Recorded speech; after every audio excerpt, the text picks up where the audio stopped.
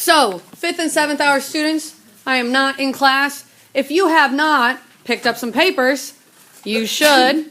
If you have not gotten out your own sheet of paper or one from the second drawer, you should. If you have not gotten a pair of scissors from the top drawer, and what drawers am I talking about? I'm talking about this white little cabinet where the lotion is, or where the paper towels are, where your absent folder is. Figure it out. All right. So substitute, hopefully they're figuring it out. If not, help. All right. What am I doing? Oh, you're going to cut. Take some time, pause the video, and have them cut out all these little triangles. Pause. All right, so ladies and gents, now that we've done pause the video, also people cannot sit in the chairs unless substitute. What you're going to do is you're going to use that roster, that clipboard roster, and you're going to play Fickle Finger of Fate. So what you do is you swing your finger around, you plop it on the clipboard, and you yell out the name. That person can choose what chair they want to go to, or if they want to sit on the carpet in the back. I don't care. But you play Fickle Finger of Fate until the seats have been chosen or called for, because we got to switch it up. Thanks. So the rest of these instructions are going to be as follows. You guys can either work with a partner or work by yourself. But here's how it goes. You have to figure out what sides line up. For example, let's do this one. We have log base 5 of 5 to the 11th. Hold on, you might not be able to see it. Let me zoom in a little bit here. So, log base 5 of 5 to the 11th. Calculators cannot be used. Calculators cannot be used. So substitute. Your other job is to make sure no calculators are used in the process. We have to use property rules. Property rules. So, looking at this property, log base 5 of 5 to the 11th, what do we know? What? Log base 5 of 5 to a power undo each other, and I'm left with an 11. So, log base 5 of 5 to the 11th power. Ooh, hold on a second. Let me get Doceri going. There we go. These undo each other, and I'm just left with the power 11. Or we could use what we learned yesterday. Yesterday we learned how, if I have a power, that can become a coefficient. So 11 times log base 5 of 5, that becomes 1. So 11 times 1, I'm still left with 11. Still left with 11. I have to find the 11 side somewhere. Oh, hey, found it. And I'm going to line it up. Well, the bad thing is now the way that I've started. Oh, hold on. I got to take Doceri off. All right.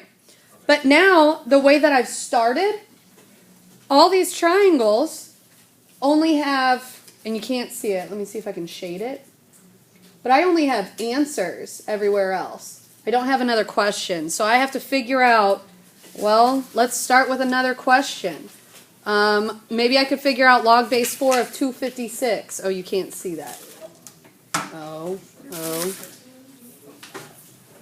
So maybe I have to figure out log base 4 of 256. So 4 to what power equals 256? Again, no calculator. No calculator.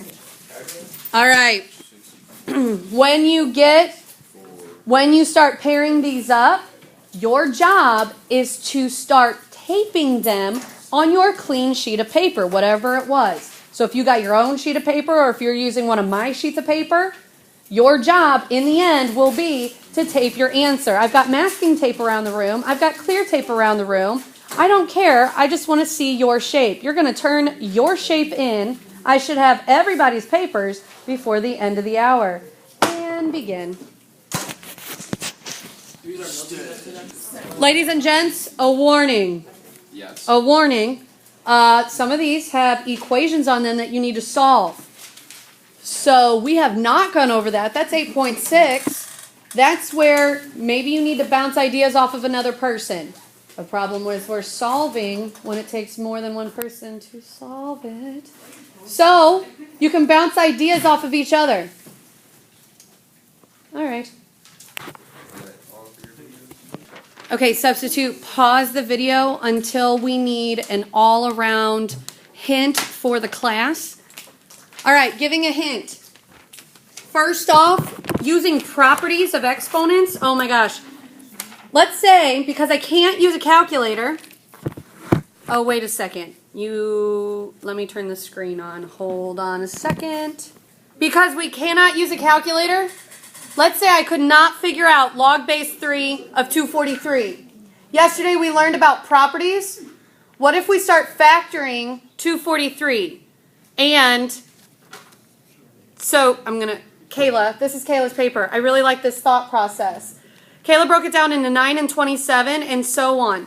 So what she realized was, okay, I'm going to change 243 to be 9 times 27. And I know a property from yesterday that I can add the logarithms of those two numbers. Log base 3 of those two numbers.